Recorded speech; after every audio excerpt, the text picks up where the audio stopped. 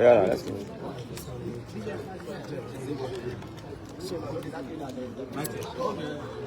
Femi, mic check. This morning, regarding the case, so very dark man openly threatening you.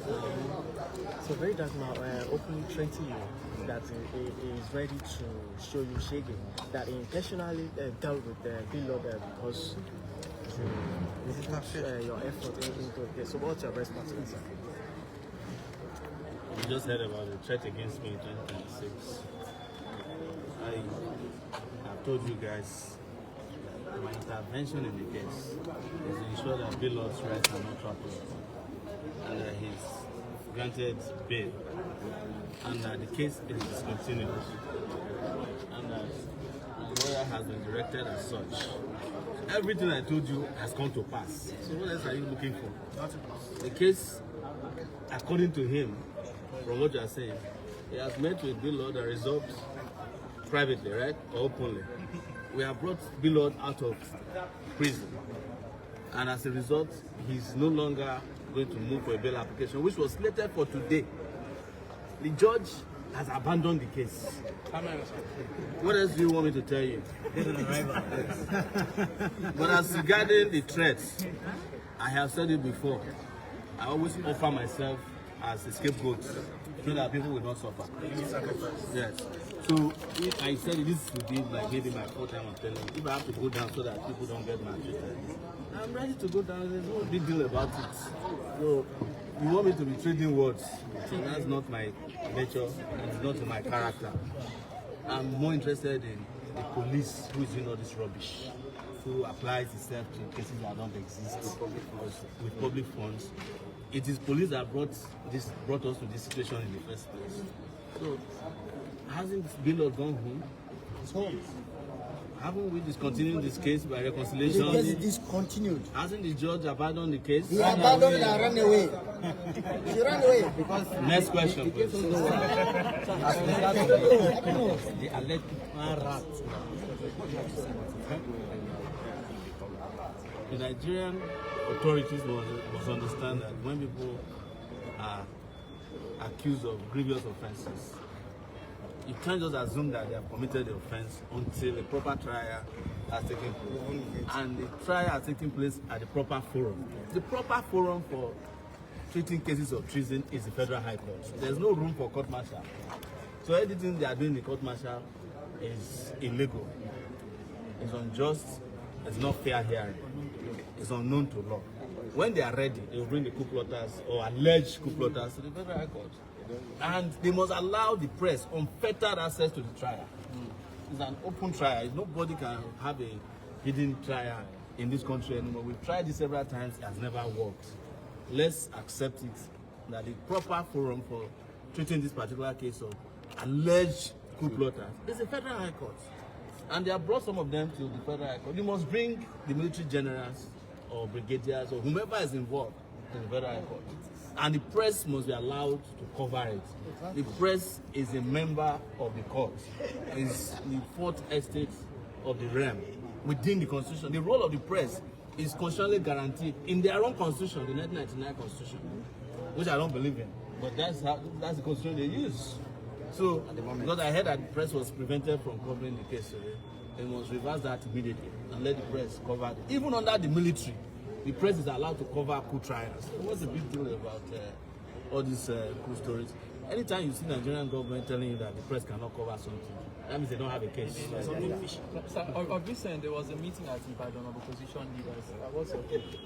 My take is public. Nigeria must have a clean break from the past.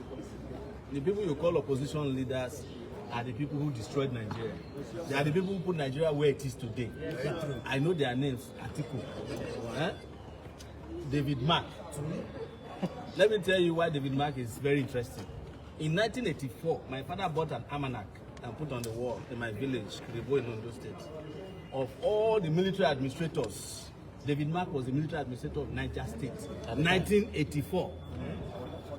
In 2026, David Mark is the chairman of a political party. I am also a chairman of a political party, 2026. In 1984, I was in class 3, secondary school. in 2026 and 55 years old, you still expect such a person to hold on to your future in Ibadan in 2026. What happened to all the young people in the country? Nigerian elders are the most selfish in the world. Driving us on reverse gear. They cannot offer you anything, but they will never allow you to progress. Yes, If they were not selfish and wicked, what stops them from stepping back and even becoming the moderators and the MC at an opposition meeting of 90? Come on now, how are you choking a country like this? And everybody is pretending like, oh, the opposition people met. What are they opposed to? The people destroyed your country. David Mark was the guy who said telephone is not meant for the poor when he was the communication minister. Like Peter said, he was a Senate president for 8 years in this country. He was the one when he was military officer who said Abiola cannot be sworn in after he won an election. Atiku was vice president for 8 years in this country. ASU went on strike. They refused to pay ASU. They went and set up their own universities. Him and Obasanjo. Who else was at the meeting? There's nobody in that meeting that should not be in prison. Yes, most of the elders. Yeah, I'm telling you. They destroyed this country. So, but you know, the biggest problem is not even them. It's the young people whose only aspiration is to become special assistants. That is their biggest ambition. And there's another more dangerous ambition now, is to become an influencer to the people who destroyed Nigeria. So they want to be shunning out lies. Oh, you did not go to the this thing, they didn't invite you. Even if they don't invite me, I still will have an opinion about the meeting. Exactly. Because it's my future, it's my country that is at stake. Exactly. You understand? Oh, and you are working for APC. Who can work for APC? Not than Babashola Olawa. Was it not in APC? Is Aregbesola not in APC? Is Amechi not in APC? Is Malami? Was Malami not in APC? Is Rufai not in APC? The founding members. So, in their own hypocrisy, they want to bamboozle people and say, oh, Sowore is supporting APC. So, when do you start hating APC? Is it now that you start hating them when your major sponsors in your ADC are APC? They were not APC of 2015, they are APC of 2023. Yes, sir. Some of them are still in APC, even as we speak. Exactly. So you think you can fool us by claiming? It was the same thing I was telling you guys last week. I mean, when the last time we were here, I went to say, oh, you criticize Alesoti because he's fighting against Tinubu. Alesoti is going to have a Labour Party primary convention in of Abga. It's Tinubu. So who are you fooling? The guy in Imo, his presidential candidate is Tinubu. The guy in Enugu, his presidential candidate is Tinubu. Even your Labour Party candidate of last time, when we were telling you that he went to rent Labour Party, he now doesn't even have a party per se, because Atiku is the owner of ADC. But he doesn't want to tell you that he's fighting for vice presidency, and vice presidency is not even available. They're giving it to Austin Okai from Kogi State. You know? But they will be fooling you so that when they take their next very dishonest decisions, you will help them to justify it. Let me put it to you, all of you who are here. In 2022-23, what was the articles of this world described as? What was Malami described as? What was Amechi described as to you? Structures of criminality. Structures of criminality. And you went and joined them and said that it's because you are related to Jesus, that Jesus likes prostitutes and he likes tax collectors. But ask yourself, when Jesus intervened on behalf of prostitutes, did Jesus Christ carry the prostitutes home? No, Never. So this heretics is to help us justify why we should be driven to the corner of destruction from time to time and to be distracted. That is why I was never distracted in 2020. It's coming in 2022 and 2023.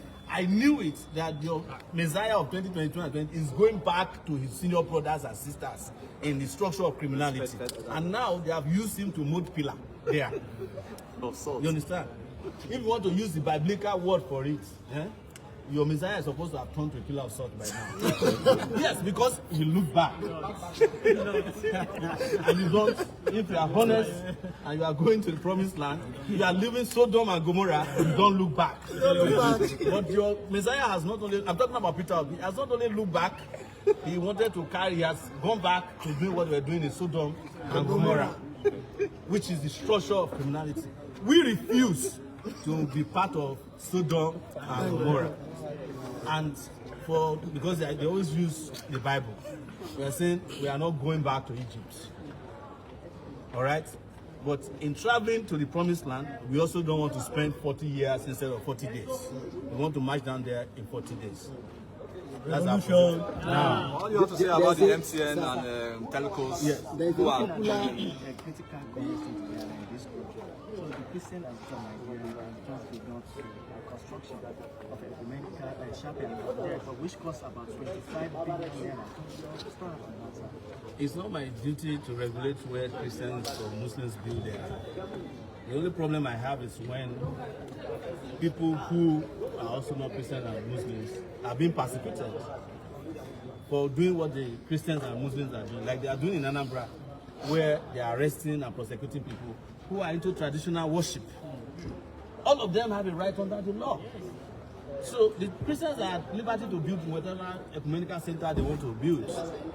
Even though I would have preferred that they build an hospital. But it is their fundamental right under the law. But nobody should persecute. So if the traditionalists want to build their own mansion or their own Masonic temple, don't tell you that you will not approve their own beside the airports too. That's where we'll have a problem. Yes. So somebody was asking about MCN. The struggle is still on. We give them 7 days. And before we go reach 2 days, they have started reimbursing people some foolish amount of money. Mine was 406 naira. I'm losing 55,000 naira in 3 days. You are ridiculously sending me. Very ridiculous. So by next week we'll make it clear on the day that we'll go against them. And it's not MTN alone. It's Airtel, Glo, 9 Mobile. All of them are guilty, but MTN is the most guilty. They are the biggest thief of data in the world. MTN is after your life. I will make sure that we save you from them. Thank you very much.